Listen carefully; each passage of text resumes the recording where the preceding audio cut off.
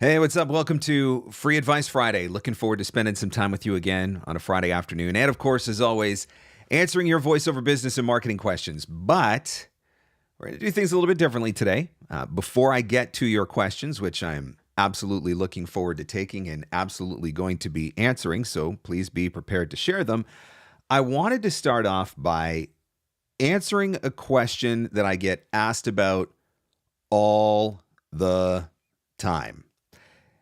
And that is a question that I get asked about hiring a lead generator, outsourcing lead generation, which of course is basically everybody's least favorite aspect of marketing. And I completely understand that it is everybody's least favorite aspect of marketing. It was the very first thing that I started outsourcing when I was finally in a position where I was able to do it, because it can be time consuming. It's not exactly the most exciting thing. It's certainly not fun. And so I just got to a point where I realized, look, there are better things that I can be doing with my time than sitting here and doing lead generation. My time needs to be spent in the booth. My time needs to be spent on my social media. My time needs to be spent on nurturing relationships with existing prospects and clients. I do not specifically need to be going out and finding all of these leads. So that is where I got to a point where I'm like, okay, I need to outsource this. I need to get somebody else to take care of this side of things for me. So I do dive deeper into outsourcing and lead generation in Voiceover Marketing Playbook. And Playbook is going to be coming out again in April, but it's March. So what do we do in the meantime? So I'm going to give you a few helpful tips for what to take into consideration when it comes to outsourcing your lead generation. So the number one question when it comes to lead generation is probably, how much is it going to cost me? This is the one thing that everybody wants to know right out of the gate. How much money am I going to have to spend? The answer to that question is not entirely helpful, or the answer that I give you is not going to be entirely helpful. You could probably spend anywhere from $4 an hour to $50 an hour to hire a lead generator. And I think there are two main factors that play into that. Where you hire them from geographically, that is to say, are you hiring someone from the United States or from Canada, or are you hiring someone from the Philippines or India? So where you hire them geographically is going to be one of the factors. And I also think, to a degree, the platform that you choose to hire them from may make a difference in what you are ultimately going to spend. But that is why I say that the range can literally go anywhere from $4 or $5 an hour all the way up to $50 an hour. If you hire an experienced lead generator in the United States, they're going to try to get $30, $40, $50 an hour out of you because cost of living is higher in North America and they feel that they can demand a higher wage. If you hire somebody out of India or Pakistan or the Philippines, they might be willing to do the job for $5 or $8 or $10 an hour, and they're going to do just as good a work for you. So those are things that you have to take into consideration. I could tell you that you're going to see the whole spectrum. Of course, the other side is, do you pay per lead or do you pay per hour, which was one of the things that I had to figure out in the beginning. Initially, I was paying per lead. I said, this is how many leads I want. This is how much money I'm going to give, and then waited to see if anybody would actually bid on the project. Now I'm at a point where I'm paying just an hourly rate that was set by my freelancer, and he goes ahead and does the lead generation for me. So that's question number one that everybody wants to know is, how much is this going to cost? Question number two that everybody wants to know is, where do I find these people? Where do I go and find a lead generator? Good question. A couple of different places that I think you can look at. The freelance sites would be the first place that I would suggest, and that is sites like Upwork and Freelancer. So I originally hired my freelancer off of Upwork. We ultimately moved over to the Freelancer platform.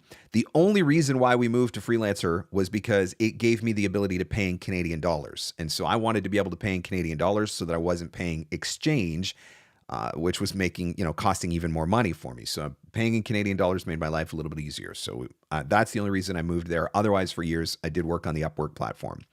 The other platform that you might be interested in checking out is VA for VO. And if you've been around for a minute, you've probably heard me talk about VA for VO. I've talked about them on the podcast. I've had Bridget on the podcast. I have talked about VA for VO. Bridget's actually been on Free Advice Friday as well. This is the website, VA for VO. So quick explanation of VA for VO. And just to be clear, I'm not affiliated with them. I'm just giving you options for how to find a lead generator. VA for VO, basically, I tease Bridget that it's basically Tinder for voice actors. So you're a voice actor and you are looking for a voiceover adjacent service provider. You need a lead generator. VA for VO is going to match you, or do their best at least, to attempt to match you, the voice actor, with a lead generator. So there are voice actors who maybe are newer to the business and they're looking for supplemental income, or maybe they have a specific skill that they want to be able to offer. And so they put themselves on this platform, VAforVO.com, as a freelancer, as a virtual assistant, as a voiceover adjacent service provider, and make themselves available to voice actors. So if you were starting out in your business and you wanted to make a little bit of extra money, but you still want to be in the voiceover industry, you could potentially offer yourself and offer your services on VA for VO. So that would be another place where you could go and find a lead generator. Let's talk about the difference between the two platforms. On VA for VO, the thing that that platform has going for it is because the virtual assistants, generally speaking, are voice actors, then they're more versed in what we as voice actors are looking for when it comes to lead generation. So there's probably going to be less of a training curve involved. That is not a guarantee, but I think there's a higher probability. If you go onto a freelance platform and you say, I need you to find me 100 voiceover leads, and that freelancer comes back with 100 different voice actors, who got it wrong? You or the freelancer? You got it wrong. Now, if you go into VA for VO and say, I need you to find me 100 voiceover leads, they're going to have a better idea of what you're talking about. So I do think that that's probably the one advantage to VA for VO, is that you're getting somebody, most likely your virtual assistant is going to be somebody who is inside of the voiceover industry. And so by extension, already has a basic understanding of the industry, how it works, and they're going to have a better idea what to look for. If you go onto a platform like Upwork or Freelancer, where you are working with the lead generation expert, and that is the title that a lot of them give themselves, is lead generation expert, then on that platform, there is going to be a higher training curve involved, because you're going to have to walk them through the specifics. You're going to have to tell them, this is the search that I want you to do. I want you to do a search for corporate video production based in the United States, and we're looking for video producers, and I want you to collect names and email addresses and social media profiles. And so you've got to be really specific about the instructions that you provide in order to make sure that you're getting the kind of lead list that you want. So there is training that's involved. And that's why I do think for any voice actor who is thinking about outsourcing their lead generation, you should have a basic understanding, at the very minimum, a basic understanding of how to do it yourself, because you're going to have to be able to teach somebody else how to do it. You're going to have to be able to tell them the things that you're looking for. So that is the difference between hiring on VA for VO versus hiring through Freelancer Upwork. Both of them absolutely viable options, just two different scenarios presented. Next question that everybody's asking is, what do I need? What information am I looking for? So I touched on this a minute ago when I said, for me, I am looking for a name, a job title, an email address for that individual, ideally. I don't want, as much as possible, I want to avoid contact at, hello at, info at, etc. I'm trying to find individual email addresses whenever possible. So I want a name, job title, I want their email address, I want the company's mailing address, because I want that information for my CRM and for my accounting software. Ultimately, if I end up working with them, I need to be able to have that mailing address information.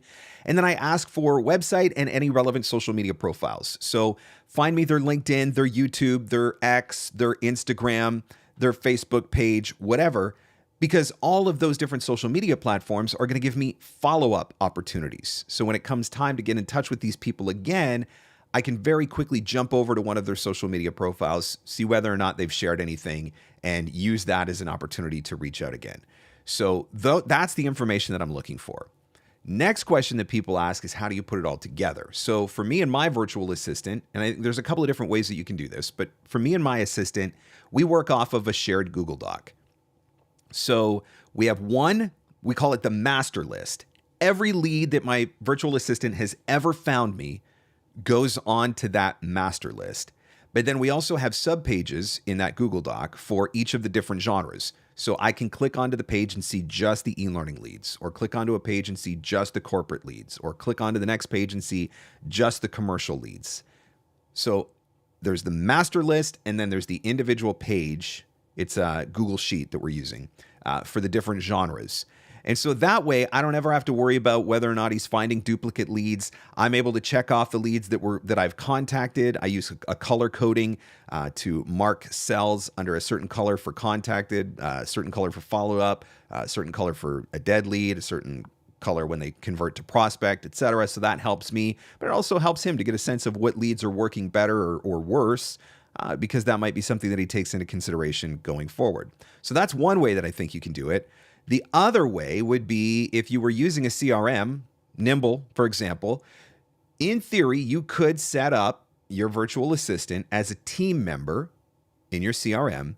And then rather than putting all of the leads into a spreadsheet, if you wanted, you could have them drop the leads directly into your CRM for you. So that's another option. So those are a few of the basic considerations to take under advisement when it comes time to hiring a lead generator. I think, one, you have to have a basic understanding of how to do it so that you can successfully teach somebody how to do it. Two, I think that it is better to start with small projects first. So let's say that you want them to find you 100 leads.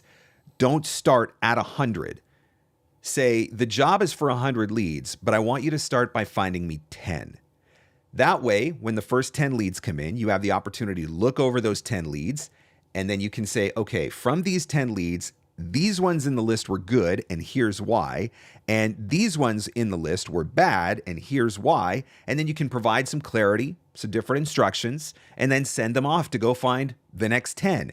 And so work your way up to that 100, 5 or 10 at a time. That way you can course correct along the way. What you do not want to do is hire somebody to find you 100 leads, and then when you get the list of 100, realize that all 100 leads are bad because you weren't clear about your instructions or there was a misunderstanding somewhere along the way. So I would rather work through it little bits and pieces at a time. So those are some thoughts on the lead generation side of things and how to hire a lead generator. Again, I do dive deeper into this in Voiceover Marketing Playbook, which is coming out in April. So keep that in mind. But these are a few things that will hopefully get you down the path between now and then if lead generation is something that you have been thinking about. So welcome again to Free Advice Friday. Of course, I am here to answer your questions. As always, if you do have a question that you would like to ask, feel free to type that question into the comments. I would just ask if you could put a Q first. When you're typing out your question, put that Q. That way, it's just a little bit easier for me to be able to see that question as it's popping up in the chat. If you're enjoying the show so far, if you found any of that lead generation info helpful, I would certainly appreciate it if you would give me a thumbs up on this as well, and appreciate the thumbs up and the subscribe, which certainly helps other people to be able to find the live stream and participate in future Free Advice Fridays going forward. So welcome TJ, Christopher, Carrie Ann, Rosanna, Moxie. Dan's here. Good to see you, Dan. Just did a coaching session with Dan a little bit ago. Julie, Nick, thank you guys for watching, of course, as always. And feel free if you've got a question. Oh, here's first question from Briscoe. Mark, don't you want to share the Google Doc you use with us, please? Pretty please. Nice try, my friend. Nice try, my friend. If you want to get your lead generator, you're going to have to go out there and you're going to have to get your own Google document. But I certainly give you credit for at least asking the question. So again, thank you for watching. If you do have questions, feel free to type them in. I'm going to answer as many of them as I can over the next 45 minutes or so. There's one other thing I want to get to before I jump into the questions. And you've probably seen me posting about this on social media. Maybe you've already listened to the episode, Building a Door to Sports Promo for Women with Christy Harst. This is a really important episode for me on the podcast because I think there's something that we need to get behind as a community in this episode. The viewing audiences for most of the major sports are pretty close to 50%. They're in the 40s for a lot of the major sports. A lot of the viewing audience, 40% or more, are females. but there are no females that are being invited to do promo for sports or doing any kind of these narrations for sports. And that feels like a missed opportunity to me, especially when you think about women's sports and the number of males that are voicing promos for women's sports. And this is not a knock on men voicing promos, don't get me wrong. What I'm saying is we need to create an equal opportunity for females to have the opportunity to do narration for sports, both men and women, male and female sports. So Christy Harst has been trying to get into this genre of voiceover for a while, and she's got the perfect voice for it. But the opportunities don't exist. She said to me in the podcast that there's not even a door for her to go and knock on or kick down. And so what she feels like she has to do is she actually has to build the door first. So this month, March, Women's History Month, and Christy has partnered with a number of very talented female voice actors on a campaign to try and get on the radar of some of these sports leagues and some of these male-dominated brands to get them to consider female voices. And so that's what the story is about that we tell in the latest episode of the podcast. So you can listen to it right here on YouTube. If you go looking for it, this is the thumbnail. If you're looking on the YouTube channel, or of course you can listen on the website at VOpreneur.com, or you can download the episode anywhere that fine podcasts are given away for free. So there's two things that I would like to ask you to do.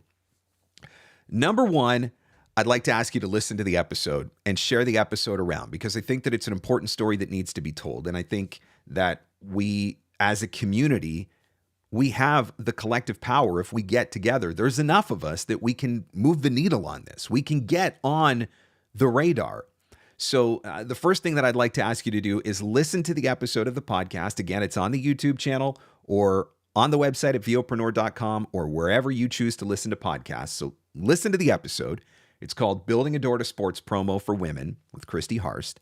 Share the episode. I would appreciate that as well. But the most important thing that you can do to get behind this, Christy's partnered with a bunch of female voice actors. I mentioned that. And they've all recorded promos or commercials for male-dominated brands. And they've turned those into videos that they are going to be sharing across social media. Christy's going to be sharing them on her social media platforms in particular. When you see those videos popping up, would you please leave a comment on the video, because we know that comments drive algorithms. So the more comments that get left, the more people that get to see the video. Would you also tag the brand in your comment? Because we know that if we can get the brand tagged enough times, somebody from the brand is going to have to start paying attention. And so I think that's one of the ways that as a community, we can move the needle on this. And so it would mean a ton to me if you would get behind that, because it's quite frankly ridiculous to me that in 2024, females still do not have access to the opportunities. And they're not saying we want to do it all. They're saying, give us a chance. Let us do some of it. And so I am so on board with that. That's how you can support the mission. And so I hope that you will. So keep an eye out for those videos to be popping up on Christy's social media channels. I will certainly be sharing the videos when she shares them. I'll be reposting them. Like, comment, repost it, and remember to tag the brand. Okay, let's get to your questions, shall we? Rosanna says, I hired someone locally wanting to help someone I knew and also help my business. It only lasted 2 rounds of leads, so 50 total. And that's a possibility. It's not cut out for everyone. It is definitely not the kind of job that everybody wants to do. Rosanna goes on to say, said it took too much time to find leads and send intro emails. I thought it would take roughly 4 hours for 50 leads. Is this reasonable? Or do I need to budget accordingly? Okay, this is a valid question. When I am hiring a lead generator, depending entirely on what we're looking for, I am estimating that they should be able to find between 8 and 15 leads per hour. I think there are certain genres where the searches are a little bit more advanced, finding the right people or finding the right person can be a little bit more time consuming. But I think that finding the actual lead, getting the email address, compiling all of the information, the social media channels, etc., putting them all into a shared Google Doc, I think 8 to 15 an hour is not unreasonable to budget. So that's one metric. The second part of your question on emailing leads, I think that when you have the leads available, so let's say that you've gone out and hired a lead generator, they give you the list and you're going to do the marketing, or somebody has done the lead generation and you're going to pass that list off to a virtual assistant who's going to do the emails for you. I think at that point, my goal and what I teach is 5 minutes per email. If you're spending any more than 5 minutes per email, you're spending too much time. So that would be the measuring stick that I would be using, which means you should be able to realistically get out 10 emails an hour. So use those as kind of your measuring stick for gauging.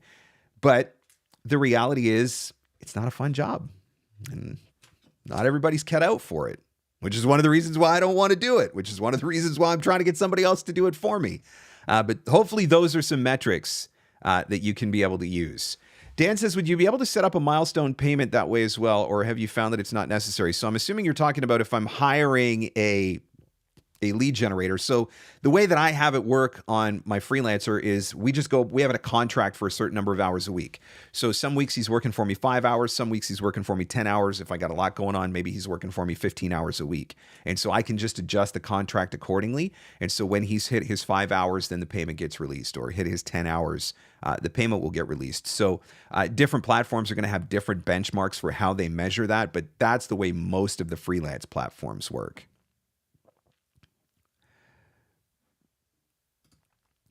John says, is it okay to use a show reel of my published work for direct marketing? I do not have pro-produced demos, only DIY demos. Would it be better to wait for that pro demo to start direct marketing? So this is a really interesting question.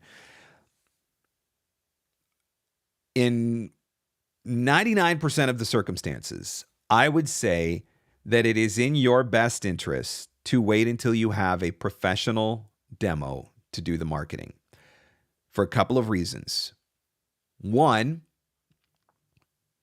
all of your competition, for the most part, probably have professional demos. And so you want to be able to measure up to your competition. If you've got DIY demos, and the reason why I leave a little bit of wiggle room there is because some people should never produce their own demos, and some people have the capacity to produce their own demos. So there's always I got to leave a little leeway for that. But let's just take into consideration that this is your first and potentially your last impression. So if you are reaching out to a company with a DIY demo and it is not a strong DIY demo, you may close the door to future opportunities before you even get started. And so that is why, another reason why I think it's always best to have a professionally produced demo. Now, you talked about having some samples based off of projects that you've done. I think that can work when the projects are professionally produced, well produced.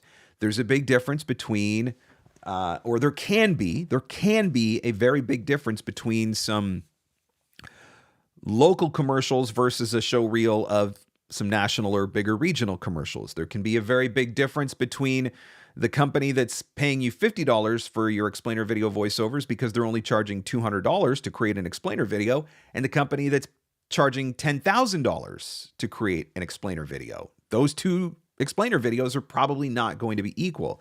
So I think that you have to judge the level of professionalism and the quality of the work behind those spots before I would send those out. But in most cases, my advice is always going to be wait until you have those professional demos. In the meantime, start building your database. That can be one of the steps that you take. Build up your database, get them into your CRM. That way, when the demo drops, you've got a ready-made list to start marketing to. Mike says, do you market overseas for work? Yes, absolutely. I market overseas for work. I always say that your potential buyer pool is anywhere in the world where your language is spoken. So if you happen to speak English, that's a lot of countries. If you happen to speak Spanish, that's a lot of countries. So anywhere in the world where your language is spoken, there is a potential opportunity for you to book voiceover. Now, are all countries created equal as far as economics? No. Are all rates equal across the board? No. The GVAA rate guide is a US-based rate guide. You are not going to be able to apply the GVAA rate guide if you are working in other countries in the world. We can argue that as much as you want. There's not really an argument. If you're working with a client in Italy and they say, we don't honor the GVAA rate guide because we are in Italy and you are in the United States and the economy of Italy is not equivalent to the economy of the United States, you can argue about the GVAA until you're blue in the face, but it's not going to make a difference. So that's the only other thing that I would say. Yes, your potential buyer pool is anywhere in the language where your language is spoken, but you also have to understand that economies vary from country to country, which means that rates vary from country to country. All right, let's see. TJ says, once you receive leads on your Google Doc, when do you typically transfer them to your CRM, i.e. when you've made contact? Yeah, that's exactly what I do. As I do not import all of the leads all at one time. I add the leads to my CRM one at a time as I am reaching out and sending that initial introductory email. That's always been my workflow, and I think that's the workflow that works best. Let's see, where else? Carrie Ann says, in your opinion, what would be the number between what you paid a lead generator and what those leads have generated in income before you cut your losses and find someone else? I am looking at how many prospects can I get out of this list. So if I can get at least, at the bare minimum, I need to get 10 to 15% of the list converted into prospects. So if my lead generator gives me a list of 100 leads and I contact all 100 of those leads, then I am looking for at least 10 to 15 of those leads to end up as prospects. If you are not getting those kind of results, it may not be because of the lead generator, and it may not be because of the quality of the leads. It could be that you're contacting the wrong person. That's a possibility. But it could also be that your email's not that good, and there's changes that you need to make to your email to get a higher conversion rate. It could be that there's a problem with your demos. Maybe your demos don't measure up. If you've got DIY demos, for example, that could be a problem. It could be with your website and the way that you're being presented on your website. And is your website a DIY self-made website, or does it measure up to the quality of a website produced, for example, by somebody like voice actor websites? So there are a lot of factors that are going to determine the response rate that you're going to get. Only one of the variables is the actual leads themselves. And so if the lead generator is giving you good leads in that you're asking for corporate video production, and he's giving you really good corporate video production companies who very clearly use voiceover. You've looked at their portfolio. You can see that they've very clearly used voice actor or used voiceovers. If you're not getting responses on those leads, that probably isn't the lead generator's fault. In that case, it is probably something in your workflow, which is potentially something that that can be fixed. So again, looking at your website, looking at your demos, looking at your emails, things of that nature.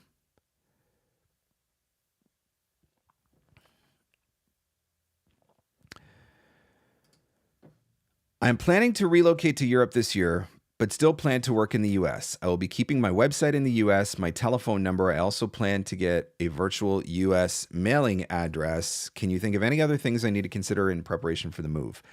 The only other thing that I think is probably going to be a factor for you is time zones. Outside of that, I don't think it really matters anymore. I don't think where you live and work, I think the internet has eliminated that. Zoom has eliminated that. Skype and Source Connect and IPDTL and Badalgo Call and all of these different services that are out there, by and large, I think I don't think it really matters anymore. So the only other potential hurdle, obviously, understanding the regulations of where you can legally work and who you can legally work for. So for example, when I'm in Canada, because I live in Canada, I can legally work with US clients. But if I'm in the United States, say I'm visiting the United States, say I'm at VO Atlanta, I cannot legally work for a US client while I am on US soil unless I have a work visa that permits me to work in the United States, which I do happen to have. But there's some regulations like that you may need to check into. But otherwise, yeah, it's time zones. It's being prepared to do sessions really early in the morning or potentially really late at night, depending on who you might still be working with. But other than that, I don't think it really matters to people anymore where you're based. Briscoe says, is there a reliable international rate guide anywhere?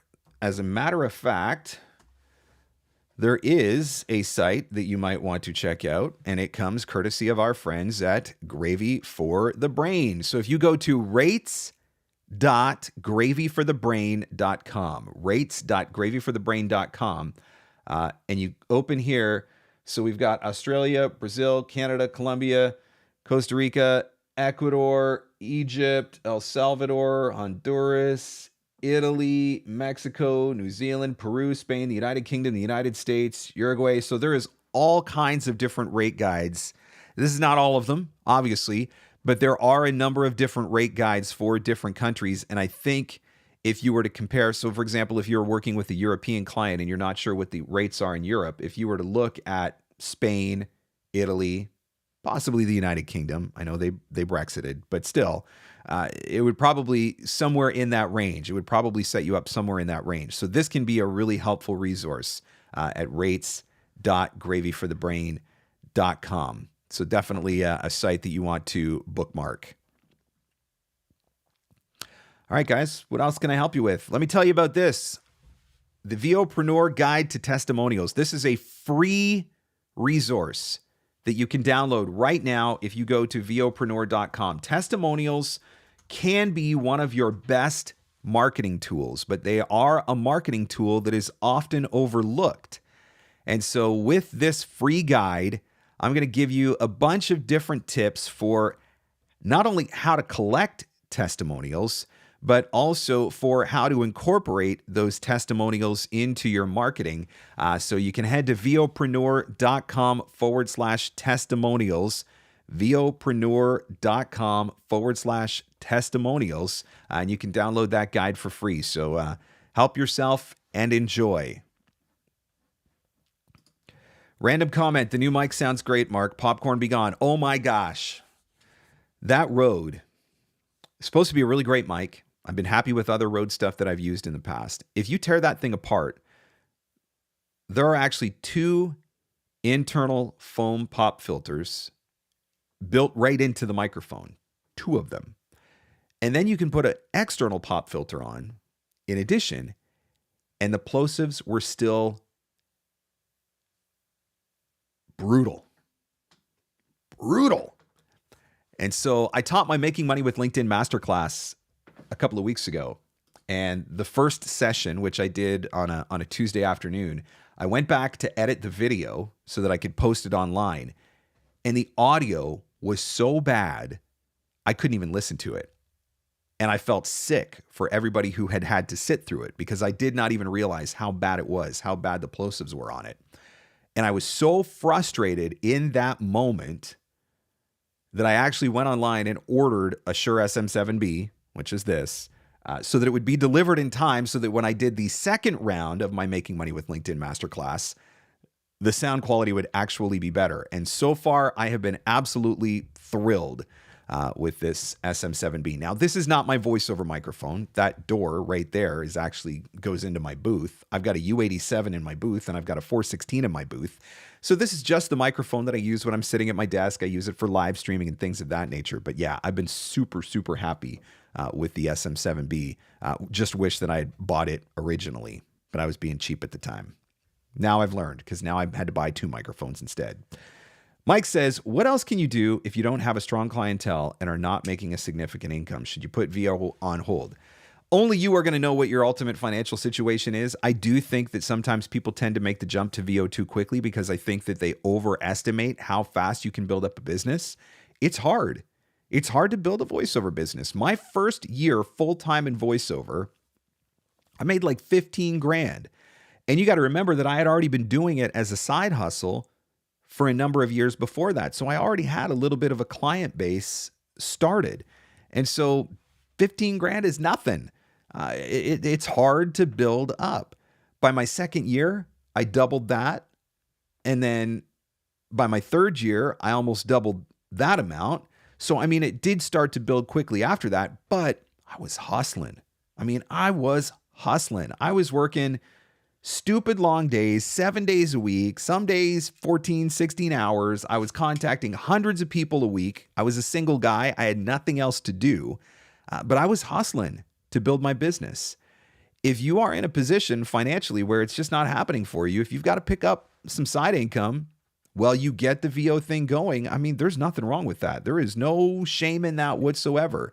And I just hope that somebody didn't sell you a dream of, get your microphone and studio set up and, you'll be making six figures inside of 12 months or whatever, because there are actually programs out there that sell crap like that. And it's just not the reality. And I try to make that abundantly clear when I sell Voiceover Marketing Playbook. I tell people I was 4 years working full time, often 7 days a week, to build my business to six figures. And I don't hide that fact because I want to set a realistic expectation for people of what it takes to grow a business in this industry in 2024. It is hard work and hustle, and it absolutely takes time. The VA for VO thing, Mike, I know you mentioned that you're doing that. That's certainly an option to get a little bit of money coming in.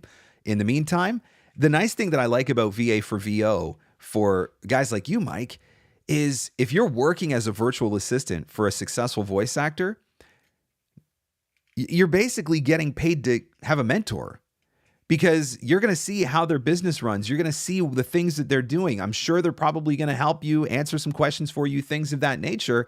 And so that's an added bonus to that is the mentorship and the education that comes along with that and with that association.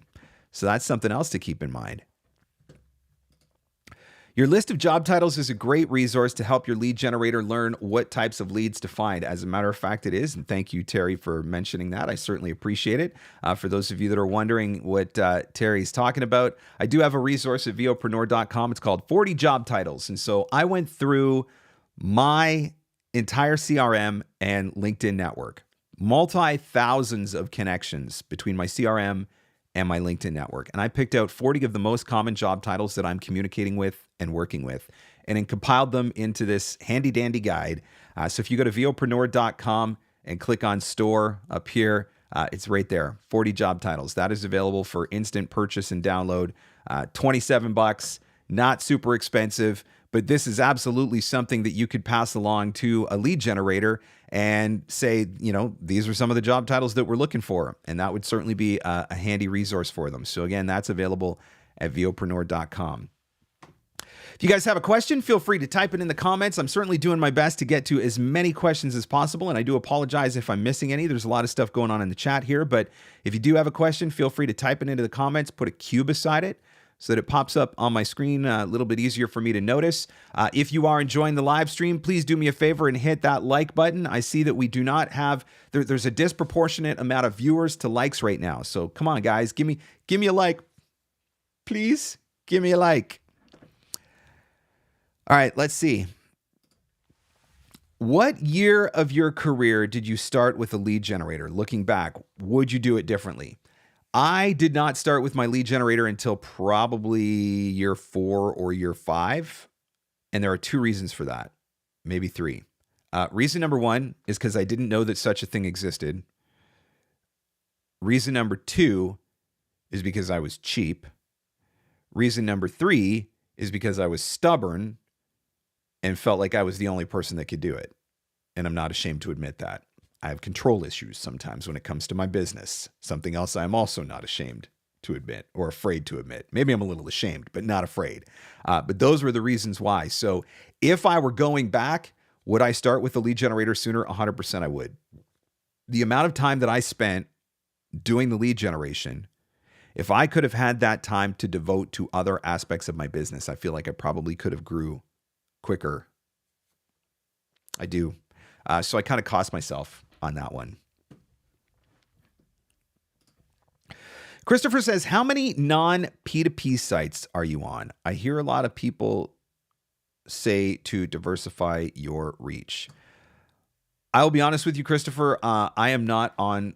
I mean, I have a free profile on Voice123 still. Probably, I haven't really looked. I'm guessing my free profile is still on Bidalgo. I definitely know it's not on VDC because I got banned from that site. So I don't know if I have a free profile on VOPlanet. I don't know if there's such a thing as that anymore. So I am not in a lot of places, but that's because I was doing my own marketing and I was building my own business, and I got to a point where I could only handle so much work anyway. So I didn't have to be, or I felt like I didn't have to be in a lot of those places. That being said, do I suggest having a free profile on as many sites that will allow you to have a free profile? Absolutely. With this caveat. If you are going to have a free profile on as many sites that will allow you to have a free profile, you need to make a note at least once a quarter to check those profiles and update them as necessary. Whether that is updating them with fresh audio, remembering to update with new demos, revising your client list, checking over your pitch, whatever the case may be. But I think if you're going to put up a free profile, and I admit that's my problem. I got free profiles in places that I forgot about, and I know the demos there are old, and I just think that's my fault. I own that, which is one of the reasons why I try not to use those sites, because I know that I don't have time for it. But when you're starting out and you're trying to get access to opportunities, I definitely think there are advantages to having your stuff in all of those places. But that would just be my advice, would be make a note for yourself to once a quarter check those profiles and make sure that everything is up to date and that everything is current. Mike says VOPlanet is a scam. Mike, I disagree with that statement. I think VOPlanet is a completely legitimate site. I think that you're going to get access to completely legitimate jobs. I think of all of the casting sites that are out there, VOPlanet probably has the highest level of top-notch competition. So you've got two things going on. One, there are not as many jobs posted there as there are on sites like Voice123 or Voices.com. So immediately your odds go down a little bit lower. And two, because you've got the best of the best of the best on that platform, now you've got fewer jobs to compete for with a higher level of competition. And that's one of the reasons why there's struggles on that site. But I do not at all think that that site is a scam. I've had conversations with Kevin West in the past. I think that he runs the site totally legit. I definitely think there are some other sites that are out there that are way, way worse. But I do not want to get sued, and so I am not going to talk about them. But there are a couple in particular that I'm thinking of. LaShawn says, as a fellow Canadian VO, I'm wondering if for tax purposes, it's better to start as an Inc. or simply register as a company. I am still a sole proprietor to this day, LaShawn. Every year, my accountant and I have the conversation about whether or not to incorporate. And every year, strictly speaking, from a tax standpoint, we decide it's not worth it yet, not worth it yet, not worth it yet.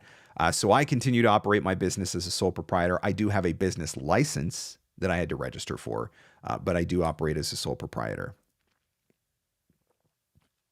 Okay, let's see. What else?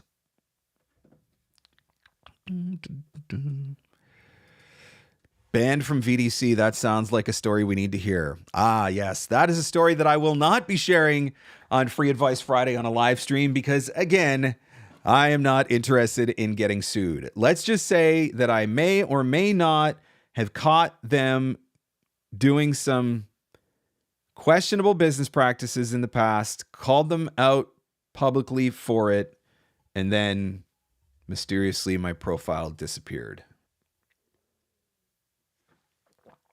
We'll leave it at that. Paul says, what are your thoughts about ACX for VO work? I say, God bless the audiobook narrator. That's what I say. I am not an audiobook narrator. I do not have the capacity to be an audiobook narrator. I do not have the patience to be an audiobook narrator. I don't think that I have the skill set to be an audiobook narrator. For those of you that are doing it, God bless you. I have nothing but respect for you. Here's the thing with ACX, and this is based off of not firsthand knowledge, but this is based off of all of the conversations that I've had with voice actors in coaching sessions who are using ACX, including actually one very in-depth conversation with somebody about ACX yesterday. It is a place where you can get access to opportunity. It is a place where you can hone your skill, and it is a place where you can build credits. It is not a place where you are going to get rich, most likely. My understanding is that the rates tend to be lower. So if you are going to be working on audiobooks there, just know that you are probably going to be working at a lower per finished hour rate than certainly what the GVA rate guide would suggest. That said, get some credits under your belt, get some books, get some titles out there, and use that as a stepping stone towards bigger publishers, bigger opportunities, and bigger paydays. There's certainly an argument that could be made for that, and I know that that is the path that other voice actors have taken in the past. All right, let's see. Yeah, Rosanna makes a good point here about most are royalty share or royalty share plus, and that's where you can potentially get caught, because royalty share on a book that sells 100,000 copies seems like a really great deal. Royalty share on a book that sells 12 copies, not so much of a great deal. And there's obviously no guarantee with any of these of how many copies the book is actually going to sell. So when you're doing the royalty share, it's just you're taking a chance, right? Most of them probably don't make it to the New York Times bestseller list.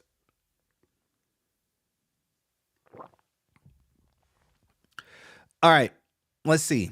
What else? Again, guys, I apologize if I've missed your question, and if I have, certainly feel free to post it again if I missed it. I'm just kind of quickly scrolling back through here.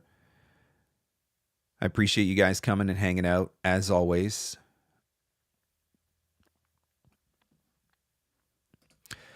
What was your primary hustle email marketing? At what point did you hit the ground running in social media? So I've been doing social media for as long as I've been doing email marketing. I would not say that I've been doing social media well for as long as I've been doing email marketing, but I also was really crappy at email marketing in the beginning as well. So, you know, there's been a learning curve on both sides. Email marketing was definitely the primary driving factor for me, though. 100% it was the primary driving factor for me. I would say that my most Herculean efforts in email marketing were probably happening between 2010, 11, probably when I started, up until probably around 2018, 2019. And that is not to say that I do not do email marketing anymore. I still do email marketing every week. I do not do it to the same scale as what I was doing it in the beginning, because I don't have to now, because I've built up my client base now. But I would say that stretch is when I was hitting it the hardest. And that was where, you know, consistently trying to reach out to 100 people a week, 150 people a week, some weeks 200 people, like just contacting everybody humanly possible. The advantage to that, other than scaling up a little bit quicker, was also when you're contacting that many people and doing a piss poor job of it, you learn a lot quicker how to get better. So I guess that was the other advantage to doing it that way. I would say I started really, I've been using LinkedIn for quite a while. I really started paying more attention to LinkedIn in 2020. And the reason why I started paying more attention to LinkedIn in 2020 is because everybody started paying more attention to LinkedIn in 2020. The whole world was sitting at home and we didn't know what to do with ourselves. And all of a sudden, LinkedIn went from this site where there just wasn't a whole lot going on to there was something going on every single day. And I think what I love about it now is that that momentum has continued. It's not like after we all went back to work, all of a sudden it just died and the traffic stopped again. No, that is not the case. There is still content going up there every single day, people that are on that platform every single day, which has been really nice. And so LinkedIn has become a bigger part of my marketing efforts, certainly in the last couple of years, but it's one that I've been using for quite a while. Mike says, when it comes to email marketing, would you say it's best to contact one person per company or two or three? I'm always going to go one at a time, unless there's always got to be a caveat. If I was reaching out to a company, and to clarify, let's say that I'm reaching out to not a production company, an actual, a Fortune 1000 company, for example, where I would possibly send emails to a couple different people in the company is if I was contacting one person in marketing who would be responsible potentially for social media videos, commercials, digital advertising, etc. And I was sending a second email to somebody who was in training or HR or an on-staff instructional designer or e-learning developer. So two totally different types of work, two totally different departments. Otherwise, if I'm reaching out to a company, particularly with production companies, generally speaking, I'm only reaching out to one person at a time. I think if you're worried about coming across as spammy, I think you increase the probability of coming across as spammy if you're sending a message, particularly if it's a relatively templated message, to multiple people at the company, because that's when they start to talk and like, did you get this message? Yeah. Oh, I got it too. Oh yeah, I got it too. What did yours say? Mine said, well, that's exactly what mine said. So I want to avoid that scenario. What I will do though, if I have multiple contacts at a company, I will reach out to one of those contacts. I'll pick the most right one, as I like to say, and try them initially. If I do not get a response from them to my introductory email or any of my follow-ups or whatever, then maybe next quarter, that's when I'm going to try to reach out to the other person that I had and give them a shot.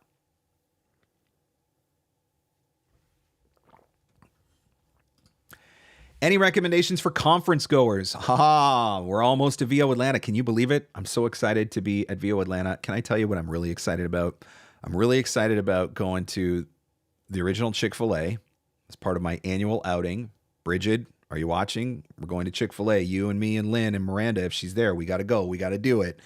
So I'm really excited about Chick-fil-A. I'm also very excited about Schlotzsky's because we do not have delicious sandwich places like that in Canada. So I can't wait to do that. But of course, I'm very excited about seeing everybody, hanging out with my people, being amongst my tribe. Conference tips. All right, I got a couple. Tip number one, look at the schedule ahead of time and go in with a very clear objective for what you want to accomplish while you're at the conference. VO Atlanta in particular can be incredibly overwhelming because there is so much going on. It's really easy to develop FOMO because at any given time, there might be 6 different sessions going on and you want to be at all of them. How you avoid that is if you have a very clear plan going in. I am going to VO Atlanta and I am going to focus all of my efforts on e-learning and corporate narration. Okay. Now you know that you're going to look at the schedule, you're going to pick out the e-learning and corporate narration sessions that you absolutely want to have because that is your primary objective, and then you fill in the blanks where there are blanks in your schedule. I always think that is the best approach. Plan ahead of time. Do not put yourself in a position where you're walking around on Saturday, staring at the schedule in the lobby, trying to decide which session should I go to next.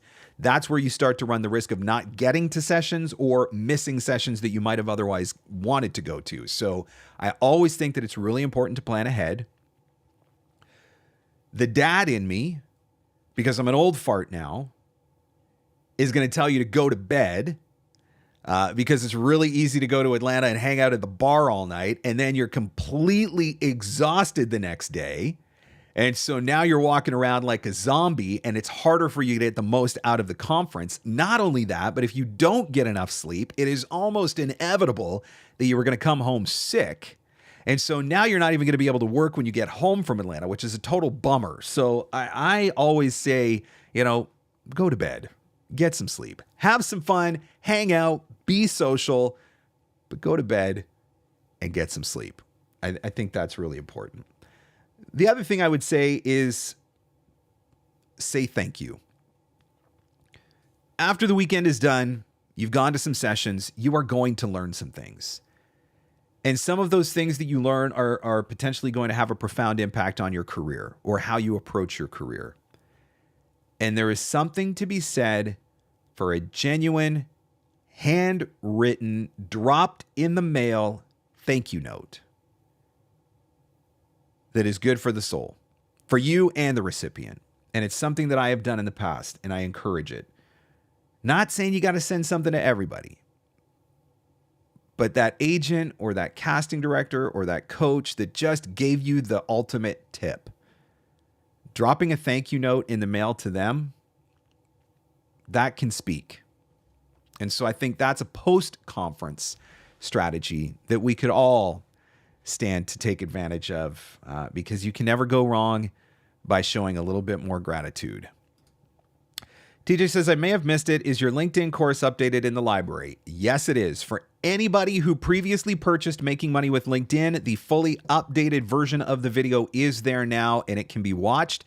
Fully updated for 2024 to reflect a bunch of changes that have happened on the platform. And by the way, if you do not have that course and you would like to get that course, if you go to VOpreneur.com, click on that store button up there, and then just look for Making Money with LinkedIn. Sign up for it now. You will get instant access to the fully revised and updated version for 2024. And trust me, there have been a lot of changes that have taken place on the platform just in the last few weeks, and things that you should be aware of because it's going to affect how you use the platform going forward. Ann says, hey, Mark, I have a storage question about large files. Do you have external drives that you back up your podcast episodes to? If so, what do you recommend? You're not going to believe this. I should probably not say it out loud. I have a little bit of shame over this. I do not have backups of my podcast. I figure the episodes are out there. They're on my podcast host. So I did keep them all for a really long time, but, it gets crazy after a while. And so I got to a point where I was like, why am I keeping all of this stuff when every episode is available on my podcast server? I could go and download from there if I needed to. And so I don't actually keep all the episodes of my podcast. Now, the second part of your question, backup storage. I do have 2 external hard drives. So I back up stuff I run my, Time Machine on my Mac. So my Time Machine goes to a Seagate backup drive. I have 2 portable external hard drives that I back up voiceover files to. And particularly, I will back up, like when I go to Atlanta, I'm going to back up voiceover files from the last year, like the last 12 months, to take with me, just in case while I'm there, a client comes and says, hey, can you do this update or do this revision? Because it seems like it happens all the time. So I do keep those kinds of backups. And then I back stuff up to the cloud as well. So I do have multiple backup strategies. Oh my goodness. Time flies when you're having fun. Look at that, guys. It's almost 2:00 here, so I got to wrap this one up. Again, please take a minute. Actually, it's closer to an hour. Take an hour this weekend and listen to this interview. You do not have to be a female voice actor to draw value from this interview. You do not have to be interested in sports promo to draw value from this interview. We've all got those genres of voiceover that feel like they are impossible for us to get to. And I think that you will draw some inspiration and encouragement even just in that manner alone. But I would, of course, love it if you would get behind this campaign and support what Christy is trying to do and the other female voice actors that she is working with to try and make it happen and to get sports promo made accessible to female voice actors. So listen to it. You can watch it right here on the YouTube channel. Look for it. That image that I just shared, that is the thumbnail that you are looking for. So watch it on the YouTube channel or head over to the website, VOpreneur.com. You can listen to it. It's right there on the website. And of course, you can also listen wherever fine podcasts are given away for free. Apple Podcasts, Spotify, Stitcher, Podbean, Google. It's everywhere. It's everywhere. So look for that episode of the podcast. But then please head over to Christy's Instagram. You know what? I'm going to do this right now. Hang on. We're going to go to Christy's Instagram because she's going to be posting the videos that we talk about on her Instagram. So go and look for those videos. And while you are there, make sure that you drop a comment on the video. Let me pull this up. This is Christy's Instagram right now. So this video right here is the first video. This is the video that introduces the campaign that she is going to run all month long. Click on this video. Leave a comment on this video. Tag MLB, tag the NHL, tag the NFL. Get these brands to pay attention and take notice. I would certainly appreciate it, and I know Christy would as well. And I think this is one way as a voiceover community that we can all come together and work on something really, really cool and something that can make a big difference. So those are my parting words to you. Thank you so much for joining me for Free Advice Friday. As always, thank you for your questions. I sincerely apologize if I did not get to it. I try to answer as many as humanly possible, but sometimes I miss some, and I do apologize. There will be no Free Advice Friday next week because I will be in Atlanta. But here's my invitation to you. If you are at VO Atlanta and you have a question on Friday, come find me walking around the Hilton, and I will answer your question for free on a Friday.